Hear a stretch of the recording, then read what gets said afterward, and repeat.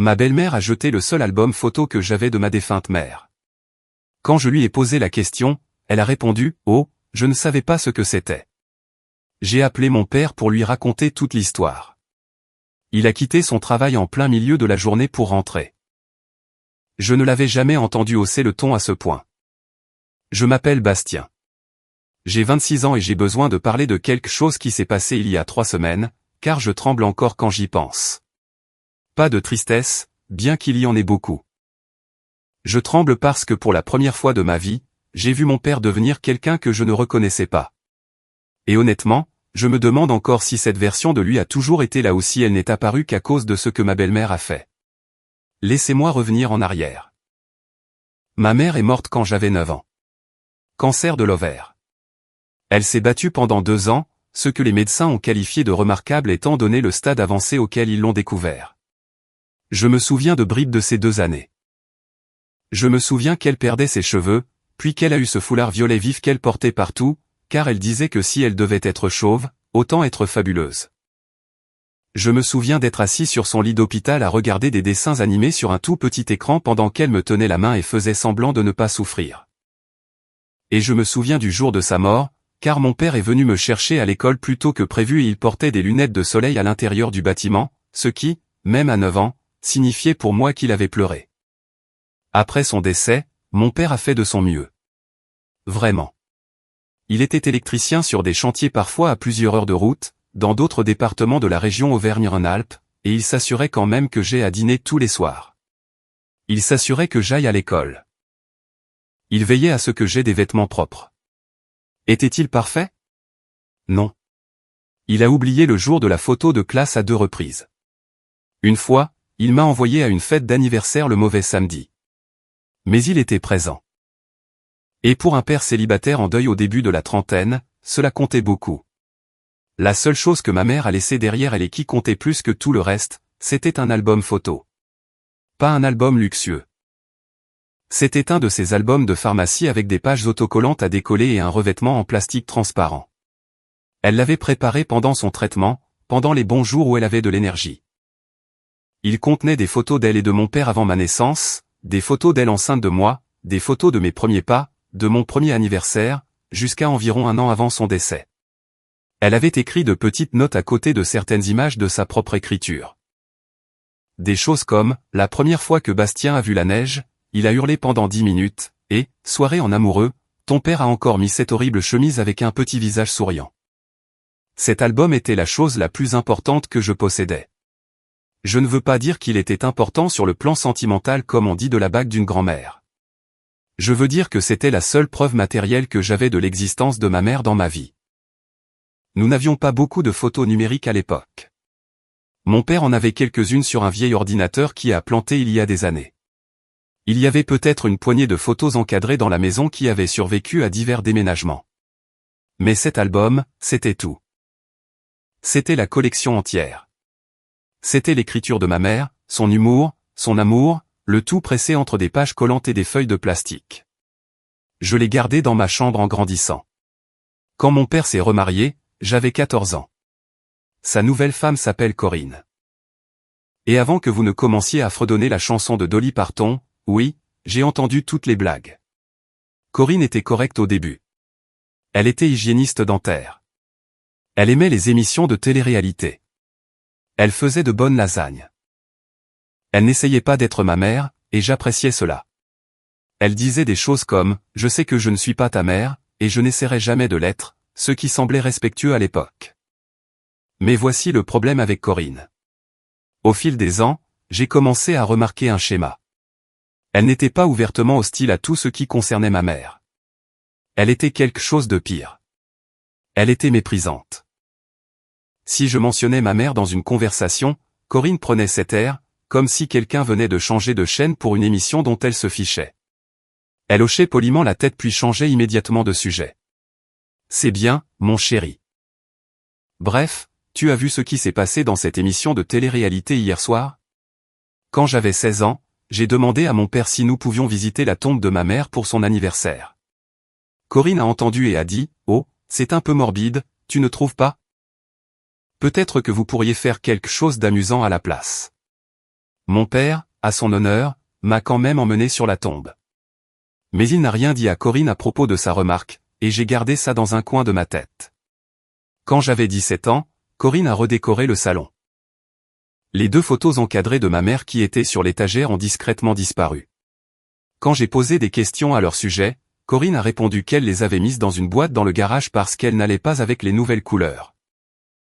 Mon père les a retrouvées et les a remises en place, mais encore une fois, pas de véritable discussion à ce sujet, juste une rectification silencieuse. J'ai déménagé à 22 ans après avoir terminé une formation professionnelle en chauffage, ventilation et climatisation.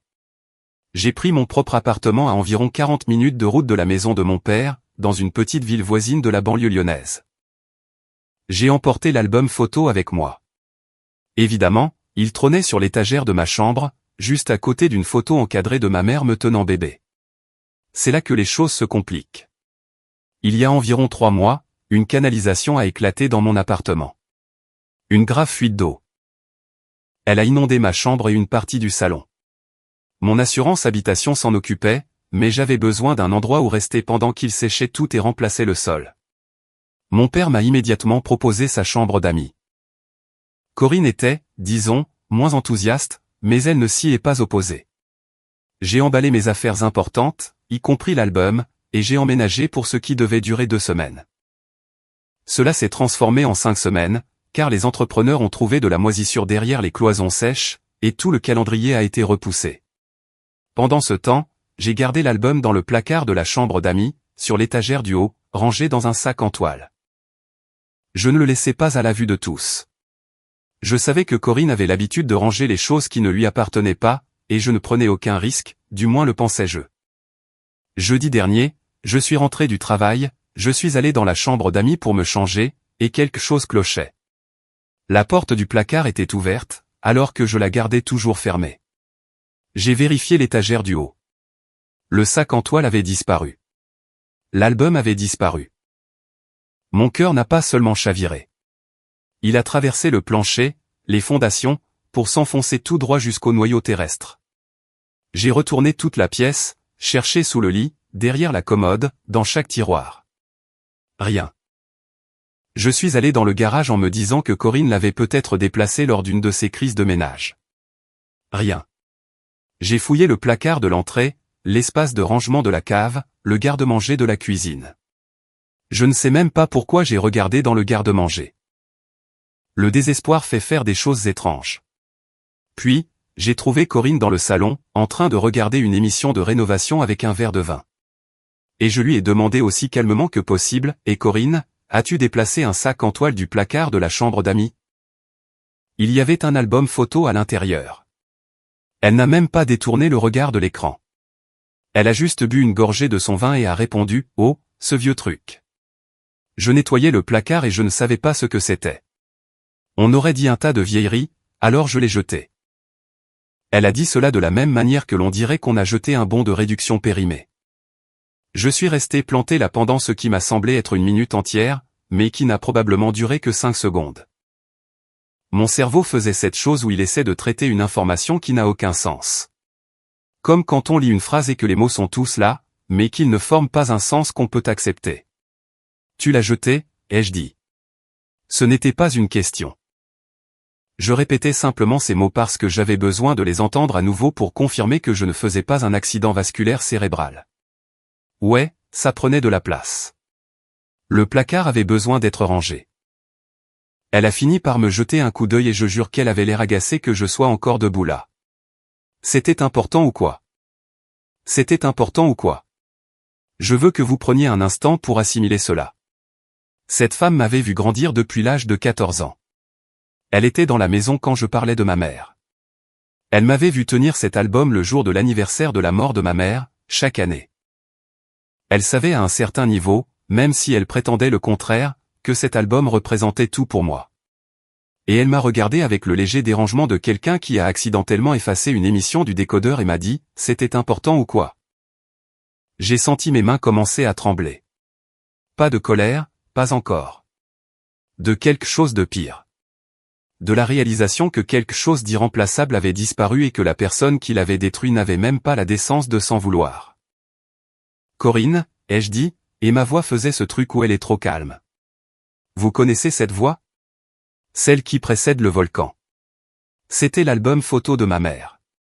Celui qu'elle a fait avant de mourir. Celui qui contenait son écriture. Le seul. Elle a cligné des yeux. Je lui accorde ça. Elle a eu la conscience de paraître légèrement mal à l'aise, mais seulement légèrement. Eh bien, je ne le savais pas. Tu aurais dû me dire qu'il était là. Je l'ai mis sur l'étagère du haut d'un placard, dans un sac, dans une pièce qui n'est pas la tienne. Pourquoi fouillais-tu dans mes affaires? Je faisais le ménage, Bastien. Je nettoie cette maison. C'est ce que je fais. On ne peut pas s'attendre à ce que je sache ce que contient chaque sac pris au hasard dans chaque placard. Alors, tu jettes des choses sans vérifier. Ça avait l'air vieux. Ça ressemblait à des ordures. Je suis désolé si cela représentait quelque chose pour toi, mais je ne le savais pas. Je vais être honnête avec vous. Je ne l'ai pas cru. Je ne l'ai pas cru à ce moment-là, et je ne la crois pas maintenant. Non pas parce que je pense que Corinne est un méchant de dessin animé qui a comploté la destruction de la mémoire de ma mère en tortillant sa moustache, mais parce que je me souvenais des photos encadrées qui avaient été emballées pendant les travaux. Je me souvenais du commentaire sur la tombe. Je me souvenais de chaque fois où elle avait changé de sujet lorsque ma mère était évoquée. Corinne n'avait pas forcément prévu de jeter cet album. Mais quand elle l'a trouvé, elle a su exactement de quoi il s'agissait, et elle ne s'en souciait pas assez pour le garder. Peut-être même qu'elle a ressenti un certain soulagement. Un morceau de moins d'une femme avec laquelle elle était secrètement en compétition depuis 12 ans. Je lui ai demandé où elle avait mis les poubelles. Elle m'a répondu que les ordures ménagères avaient été ramassées il y a 2 jours. Le mercredi était le jour de collecte. L'album reposait dans une décharge depuis 48 heures. C'est à ce moment-là que ça m'a frappé. Vraiment frappé. L'écriture de ma mère était dans une décharge. Ses notes sur mes premiers pas, mes premières chutes de neige, ses rendez-vous en amoureux avec mon père. Tout cela se décomposait sous des pots de bananes, des meubles cassés et tout ce que les gens jettent. Le seul lien tangible que j'avais avec une femme qui m'aimait plus que tout avait disparu. Et il avait disparu parce que Corinne n'avait pas pris la peine d'ouvrir un sac avant de le jeter à la poubelle. Je suis sorti du salon sans dire un mot de plus. Je suis allé dans la chambre d'amis, je me suis assis sur le lit et j'ai appelé mon père. Il a décroché à la 2e sonnerie. Il était sur un chantier à environ 1 heure de là, faisant des travaux d'électricité sur un nouveau bâtiment commercial. Je pouvais entendre des outils électriques en arrière-plan. « Salut mon grand, qu'est-ce qu'il y a? »« Papa, je dois te dire quelque chose et j'ai besoin que tu écoutes avant de répondre. » Il s'est tu.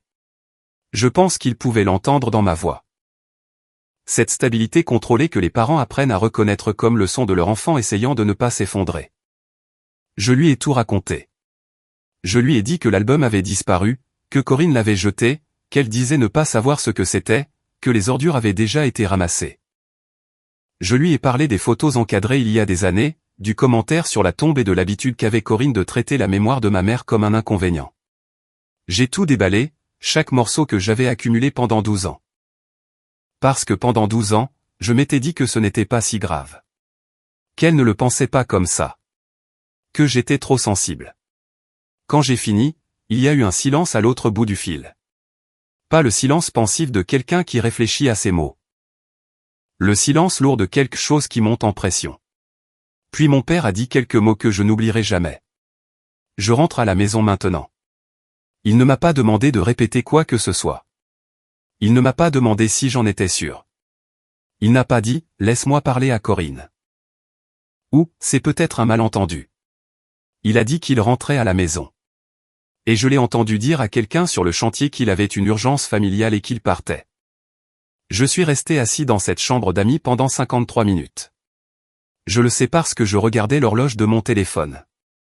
J'entendais Corinne dans la cuisine se préparer à manger, fredonnant avec une baladodiffusion. Elle n'avait aucune idée de ce qui l'attendait. Une partie de moi voulait la prévenir, et une autre partie, celle qui venait de perdre le dernier morceau physique de sa mère, pensait qu'elle méritait chaque seconde de ce qui allait se passer. À 18h47, j'ai entendu la porte d'entrée s'ouvrir. Pas une ouverture normale. Le genre d'ouverture où quelqu'un attrape la poignée et pousse avec tout son corps parce qu'il va trop vite pour être délicat. Les bottes de mon père sur le parquet résonnaient comme un compte à rebours. Corinne, un seul mot. C'est tout ce qu'il a dit au début, juste son prénom. Mais la façon dont il l'a dit m'a fait dresser les poils sur les bras. J'avais déjà entendu mon père frustré. Je l'avais entendu agacé. Je l'avais entendu prendre sa voix de père sévère quand j'étais adolescent et que je rentrais après le couvre-feu. Ce n'était rien de tout ça. C'était quelque chose que je ne savais pas qu'il avait en lui. Je suis sorti de la chambre d'amis et je me suis tenu dans le couloir. Corinne était sur le pas de la porte de la cuisine, tenant une assiette de biscuits apéritifs et de fromage. Elle avait ce demi-sourire confus sur le visage, comme si elle pensait qu'il était peut-être rentré tôt pour lui faire une surprise. « Coucou chérie, tu es rentré tôt. As-tu jeté l'album photo de Valérie ?» Valérie, le prénom de ma mère. Il n'a pas dit l'album photo ou l'album de Bastien. Il a dit celui de Valérie parce que c'était le sien. C'est elle qui l'avait fait. Il lui appartenait, puis il m'a appartenu, et maintenant il appartenait à une décharge. Le demi-sourire de Corinne s'est évaporé. Elle m'a jeté un coup d'œil dans le couloir et j'ai vu quelque chose traverser son visage. Pas de la culpabilité, de l'irritation, comme si j'étais un gamin qui était allé rapporter. Je ne savais pas ce que c'était, a-t-elle commencé. Je faisais juste le ménage dans le tu ne savais pas ce que c'était. La voix de mon père était plus forte maintenant. Il ne criait pas encore, mais elle montait. Tu vis dans cette maison depuis 12 ans. Tu as vu cet album. Tu as vu Bastien le tenir le jour de l'anniversaire de la mort de sa mère chaque année et tu vas rester là à me dire que tu ne savais pas ce que c'était. Honnêtement, je ne l'ai pas reconnu. Arrête de me mentir. C'est alors que c'est devenu autre chose. Mon père ne crie pas. C'est un de ces gars qui deviennent plus silencieux quand ils sont en colère, ce qui est en fait plus effrayant. Mais cette fois, il a élevé la voix. Les murs l'ont absorbé. La maison entière a semblé rétrécir. Cet album était tout ce qui lui restait d'elle. Corinne, c'était l'écriture de Valérie. C'était les mots de Valérie pour notre fils, et tu les as jetés à la poubelle comme s'ils n'étaient rien. Comme si elle n'était rien. Corinne a posé l'assiette sur le comptoir. Ses mains tremblaient. Tu exagères. C'était une erreur de bonne foi. J'ai dit que j'étais désolé. Tu lui as dit que ça ressemblait à de vieilles ordures. Ce n'est pas être désolé. C'est du mépris. Je n'avais jamais entendu mon père utiliser le mot mépris dans une conversation auparavant. Il a atterri dans la pièce comme une brique. Et j'ai laissé couler ça pendant des années, a-t-il continué. Et maintenant sa voix se brisait, pas de faiblesse, mais de quelque chose qui s'ouvrait en lui et qu'il avait gardé scellé. Les photos que tu as emballées, les commentaires sur la visite de la tombe. La façon dont tu as changé de sujet chaque fois que le nom de Valérie est apparu. Je me disais que tu t'adaptais simplement, que c'était difficile pour toi, que tu avais besoin de temps. 12 ans, Corinne, de combien de temps as-tu besoin pour accepter que mon fils a eu une mère avant toi, et qu'elle comptait ? Le visage de Corinne est passé par environ 6 expressions en 3 secondes. Le choc, la colère, la défensive, quelque chose qui ressemblait presque à de la honte, et puis finalement celle sur laquelle elle s'est fixée. Le défi. J'ai tout fait pour cette famille, a-t-elle déclaré. Et sa voix était tremblante mais ferme. J'ai cuisiné, j'ai fait le ménage et j'ai été ici tous les jours pendant que tu étais sur tes chantiers. Et c'est comme ça que tu me parles ? Pour de vieilles photos. De vieilles photos. Mon père l'a regardée comme si elle venait de confirmer tout ce qu'il craignait. Ce qui s'est passé ensuite a été la chose bruyante la plus silencieuse à laquelle j'ai jamais assisté. Mon père n'a pas élevé la voix à nouveau. Il n'a rien claqué.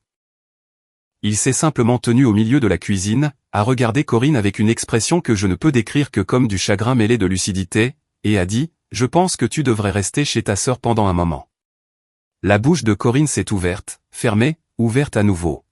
« Tu me mets à la porte pour ça.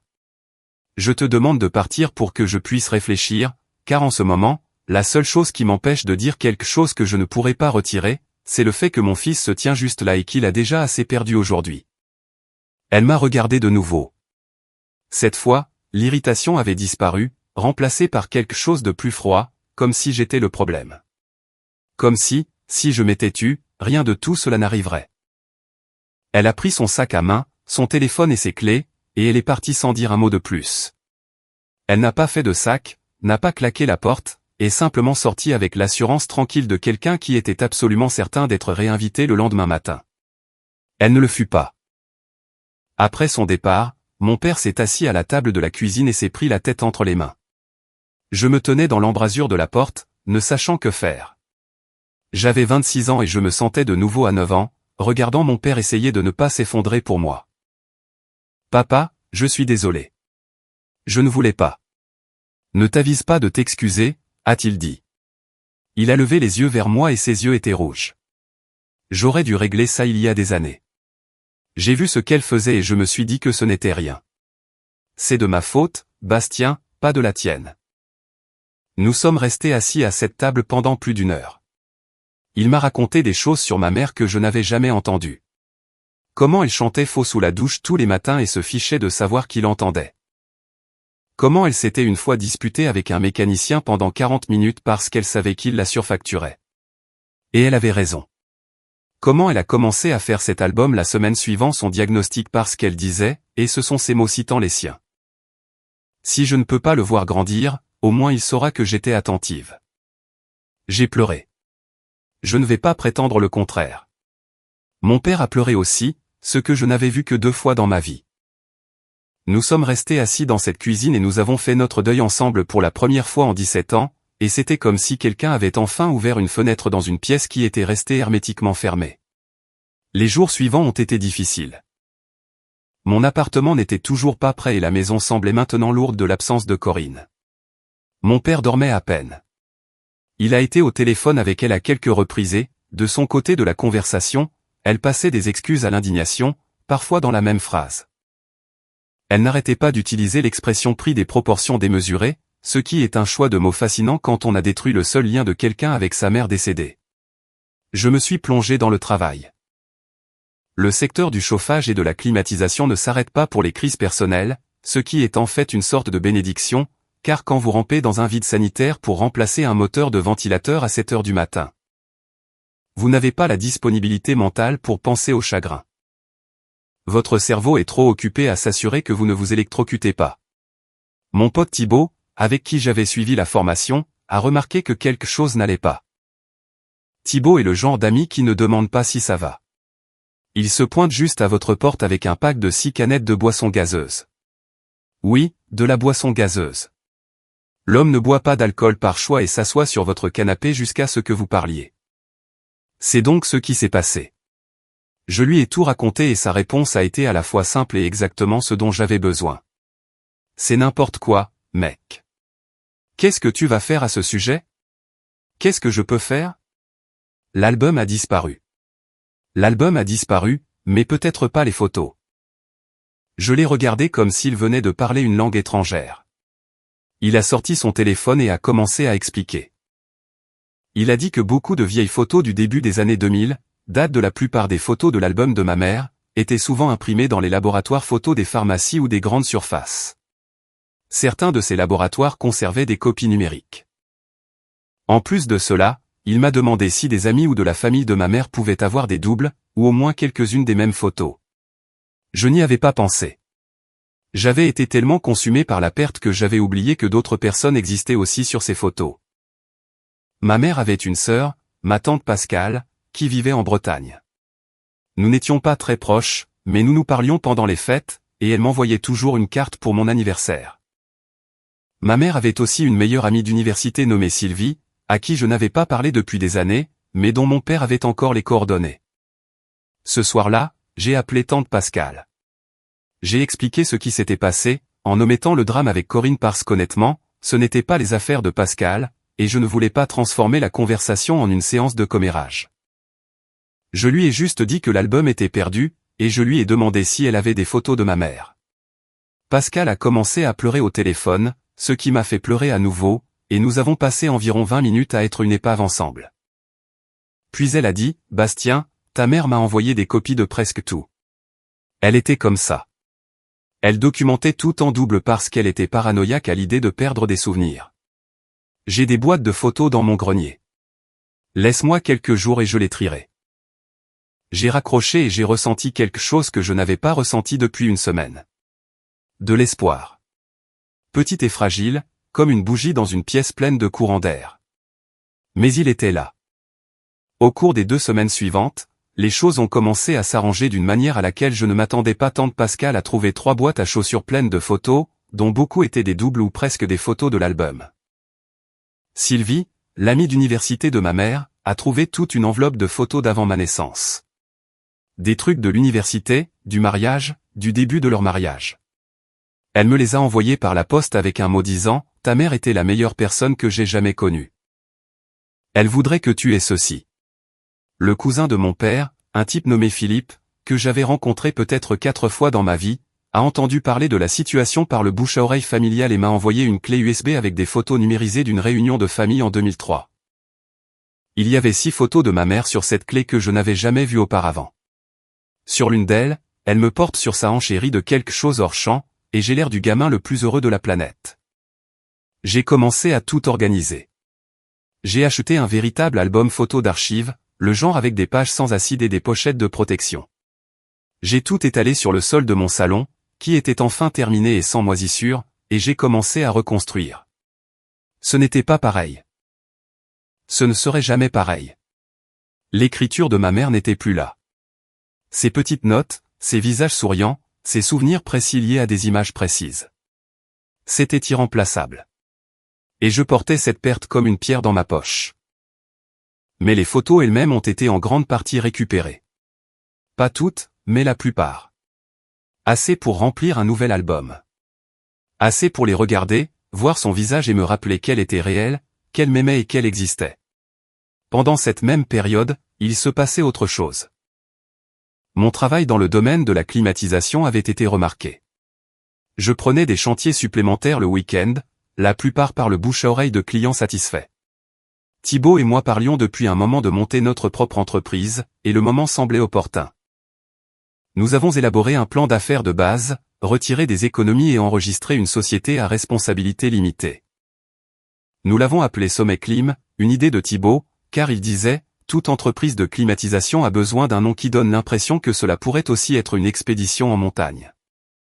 Je suis retourné dans mon appartement à la fin de la 5e semaine. L'endroit semblait différent, plus propre, plus récent, comme un nouveau départ dans un espace que je connaissais déjà. J'ai mis le nouvel album sur mon étagère à côté de la photo encadrée de ma mère.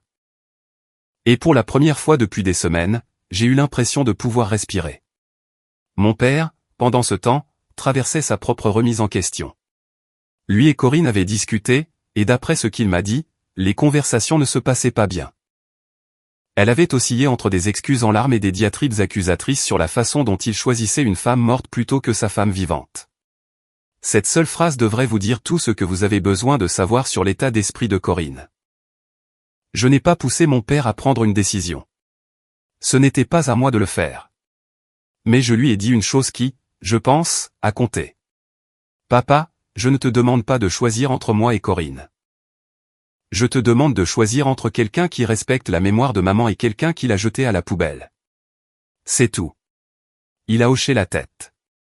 Il n'a rien répondu, mais je voyais bien qu'il réfléchissait. Quant à moi, je construisais quelque chose. Au sens propre comme au sens figuré. Sommet Clim obtenait des contrats. J'avais un nouvel album plein de photos retrouvées. J'avais un père qui voyait enfin clair et j'avais un but comme je n'en avais pas ressenti depuis longtemps. Pour la première fois depuis que j'avais 9 ans, je sentais que ma mère serait fière de la direction que je prenais. Environ 6 semaines après le départ de Corinne, mon père m'a appelé un dimanche matin et m'a demandé si je voulais venir prendre le petit déjeuner, juste nous deux.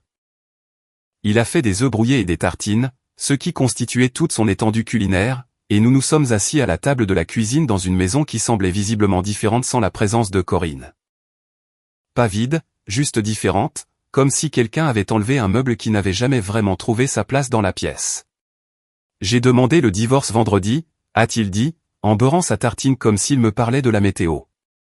J'ai posé ma fourchette. Ça va? Honnêtement, oui. Je pense que je n'allais pas bien depuis un moment et je ne m'en rendais pas compte. Demander le divorce m'a fait l'effet d'une expiration. Il m'a dit que la goutte d'eau n'avait pas été l'album, bien que ce fût la plus importante.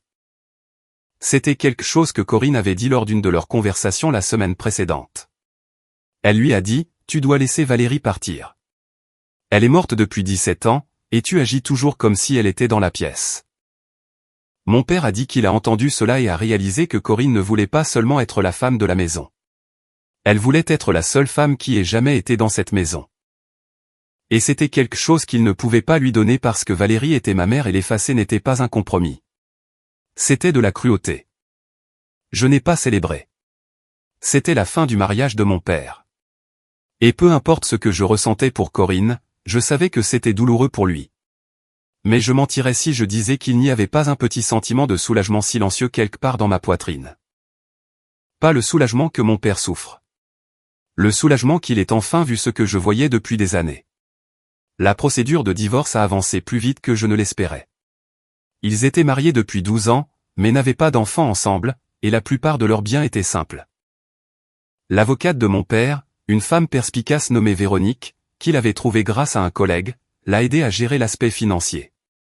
Corinne a engagé son propre avocat, et d'après ce que mon père m'a dit, les premières négociations ont été assez courtoises. Corinne voulait la maison. Mon père a dit non. La maison était à lui avant le mariage. Corinne voulait la moitié de ses économies retraite. Véronique a dit que c'était négociable, mais peu probable étant donné la durée du mariage et le propre compte de retraite de Corinne. Je suis resté en dehors des questions juridiques. Ce n'était pas mon combat. Mon combat était tout autre, et il a commencé par un appel téléphonique de tante Pascal. Elle était en train de fouiller dans la dernière boîte de photos quand elle a trouvé quelque chose d'inattendu. Glissé à l'intérieur d'une carte d'anniversaire de 2005 se trouvait un morceau de papier plié. C'était une lettre que ma mère m'avait écrite. Pas très longue, peut-être une demi-page de son écriture, datée d'environ 3 mois avant sa mort. Pascal avait apparemment conservé la carte en lieu sûr et ne s'était jamais rendu compte que la lettre se trouvait à l'intérieur. Elle me l'a lu au téléphone. Je ne vais pas tout partager car certaines parties sont justes pour moi, mais l'essentiel était ceci. Ma mère a écrit à quel point elle aurait aimé me voir grandir, comment elle espérait que je trouverais des personnes qui m'aimeraient comme elle m'aimait, et comment elle voulait que je sache que même si elle ne serait pas là physiquement, chaque bonne chose que je ferais dans ma vie serait la preuve qu'elle a existé.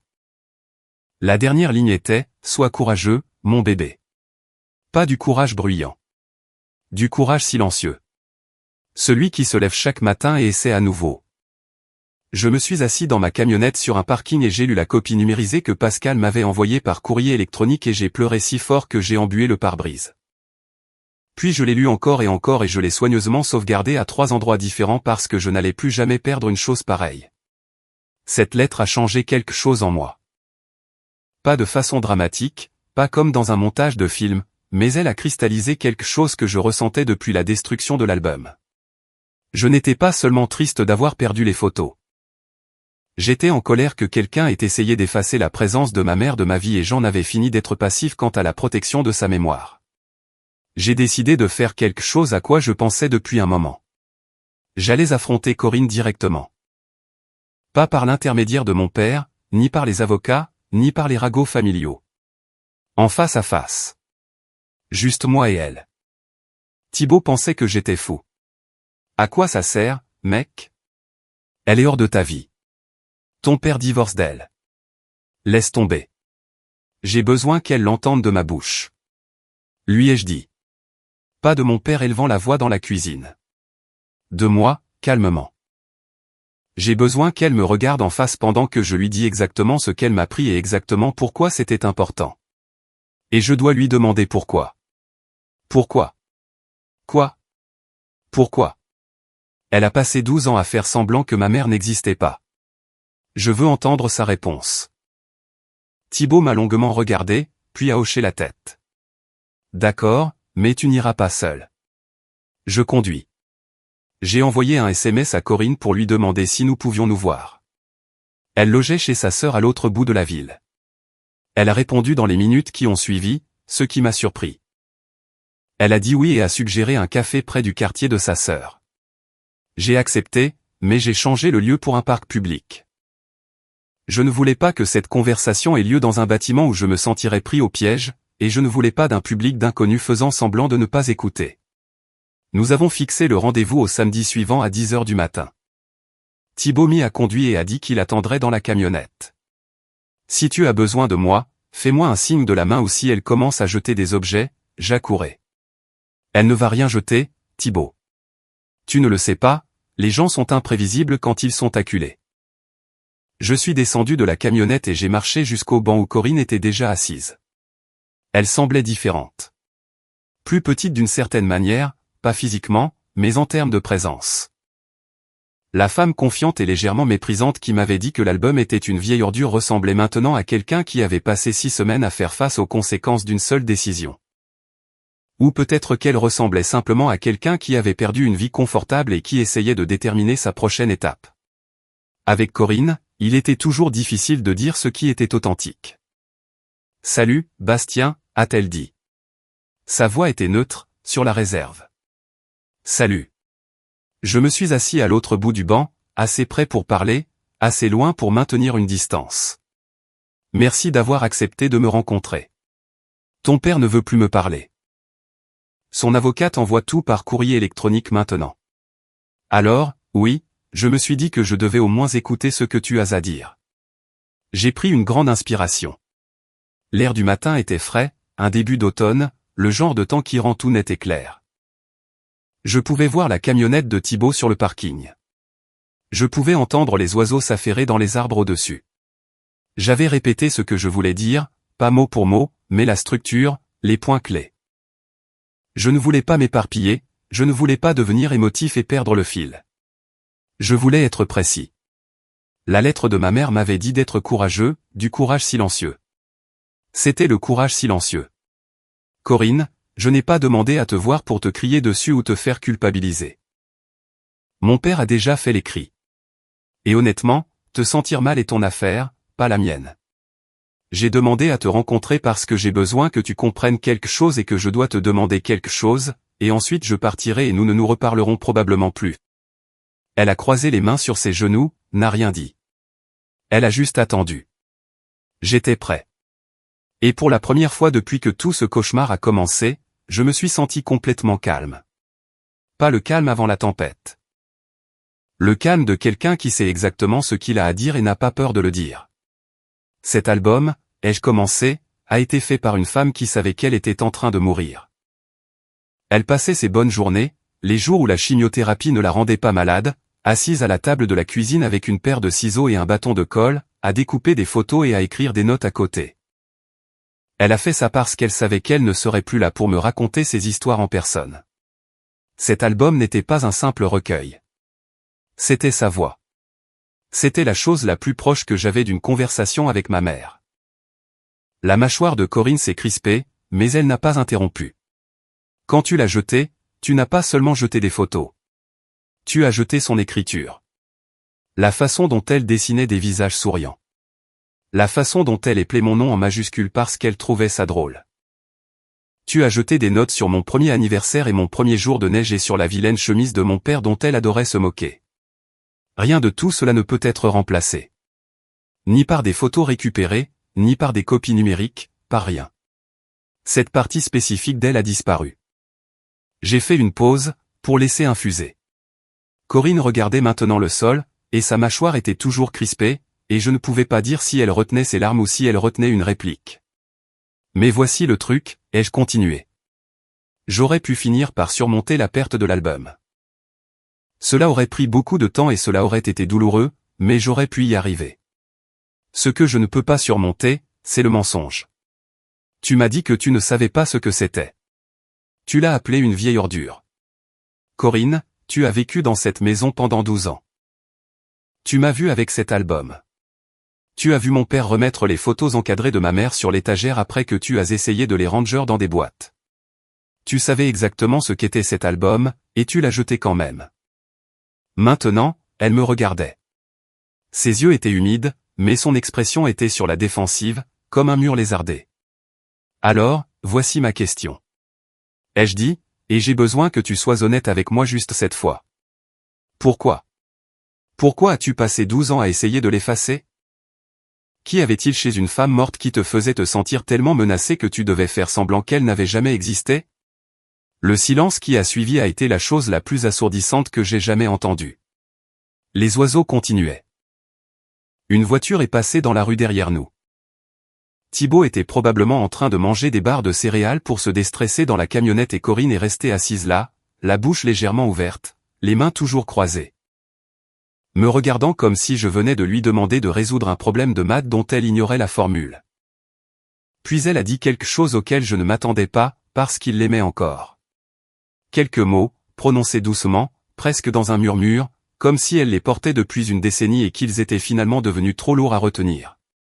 Il l'aimait encore. Bastien, chaque année à la date anniversaire, il devenait silencieux. Chaque fois que ton visage lui rappelait le sien, je pouvais le voir. J'ai épousé un homme qui était toujours amoureux de quelqu'un avec qui je ne pourrais jamais rivaliser parce qu'elle était parfaite. Les morts sont toujours parfaits. Ils ne laissent jamais la lunette des toilettes levée, n'oublient jamais d'appeler ou ne disent jamais de bêtises lors d'un dîner. Ils existent simplement dans cette lumière dorée que les vivants ne peuvent jamais égaler. Et j'ai essayé d'être suffisante. Vraiment. Mais j'étais toujours la deuxième. Et cet album, chaque fois que je le voyais, c'était un rappel quel était l'amour de sa vie. Et j'étais juste la femme qui est arrivée après. Je vais être franc avec vous. Cette réponse n'était pas ce que je voulais entendre. Je voulais qu'elle soit la méchante. Je voulais qu'elle soit purement malveillante, purement égoïste, purement irrécupérable, parce que c'est plus facile à traiter. C'est une histoire plus propre. Le méchant fait de mauvaises choses parce qu'il est mauvais. Mais ce n'est pas ce qui s'est passé. Ce qui s'est passé, c'est qu'une femme a épousé un veuf et a passé 12 ans à se sentir inadéquate à côté d'un fantôme. Et au lieu de régler cela par une thérapie ou une conversation honnête, elle l'a géré en essayant lentement, méthodiquement, de faire disparaître le fantôme. Cela n'excuse pas ce qu'elle a fait. Pas même un peu, mais cela l'explique. Et parfois, les explications sont la seule conclusion que l'on obtient. Corinne, ai-je dit, le fait que ma mère soit aimée ne t'enlève rien. Mon père aurait pu vous aimer toutes les deux de différentes manières, à différentes époques, pour différentes raisons, mais tu en as fait une compétition. Et tu as combattu la compétition en essayant de l'effacer. Et la personne qui a été le plus blessée n'était pas ma mère parce qu'elle est partie. C'était moi.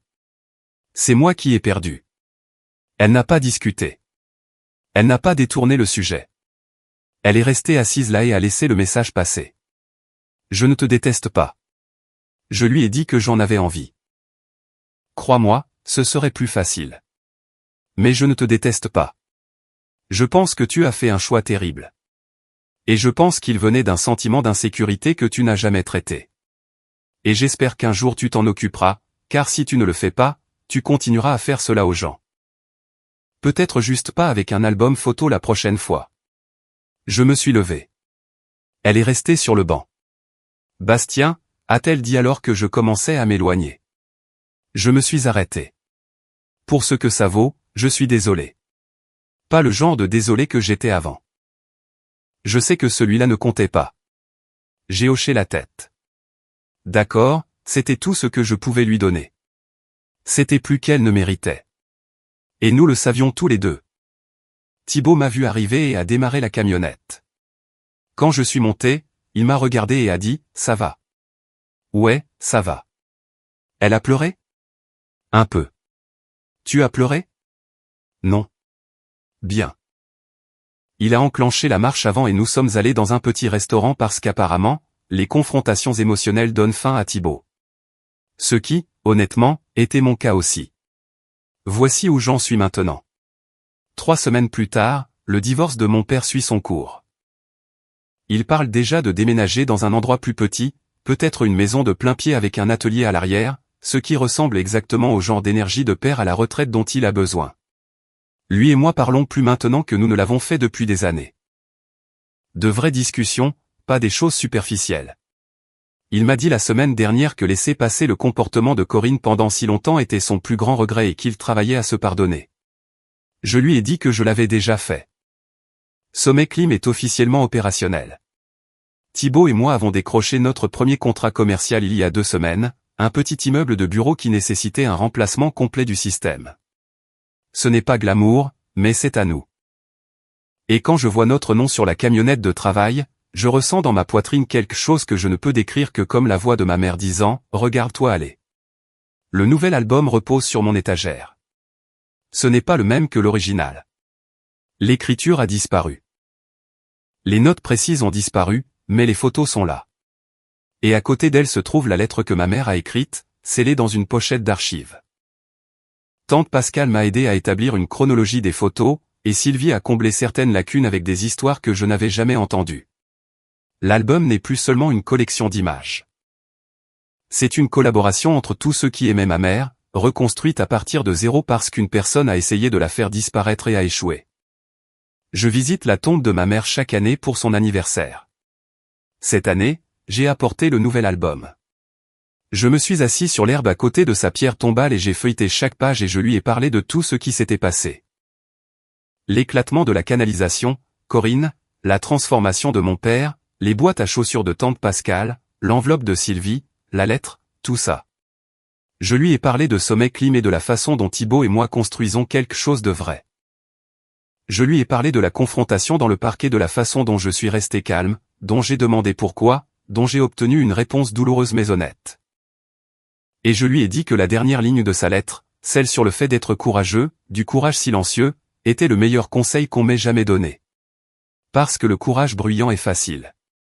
N'importe qui peut élever la voix. N'importe qui peut claquer une porte. Mais s'asseoir sur un banc de parc en face de la femme qui a détruit la mémoire de sa mère et lui demander pourquoi avec une voix assurée et les yeux secs, cela demande un autre genre de force. Celle qui se lève chaque matin et essaie à nouveau. Je vais bien maintenant. Mieux que bien, en fait. J'ai une entreprise. Un meilleur ami qui se pointe avec des canettes de boissons gazeuses et sans aucun jugement. Un père qui voit enfin clair. Et un album plein de souvenirs retrouvés. L'album n'est pas parfait. Il y a des trous, des pièces manquantes et aucune note manuscrite dans les marges, mais il existe. Il a survécu et moi aussi. Commentaire, j'ai beaucoup réfléchi après avoir partagé cette histoire avec vous. Ce qui m'a le plus touché, c'est la force tranquille nécessaire pour défendre son estime de soi et ses souvenirs les plus précieux. Poser des limites claires n'est pas toujours facile, mais c'est essentiel pour préserver notre paix intérieure. Nous avons tous une part de responsabilité dans la manière dont nous traitons la douleur et l'histoire des personnes qui nous entourent. La guérison commence vraiment lorsqu'on ose enfin reconnaître sa propre souffrance sans la minimiser. Apprendre à choisir la sérénité plutôt que de continuer à supporter ce qui nous abîme demande du courage, mais cela en vaut la peine. Je vous encourage à examiner vos propres relations avec honnêteté et à protéger ce qui compte vraiment pour vous. La vraie gentillesse inclut le respect profond de la mémoire et des sentiments d'autrui. Prenez le temps de soigner vos blessures, car vous le méritez profondément. Vous avez le droit de reconstruire votre vie sur des bases plus saines et plus respectueuses. Si vous avez aimé, n'oubliez pas de laisser un commentaire et de soutenir la chaîne en vous abonnant. À bientôt pour les prochaines stories.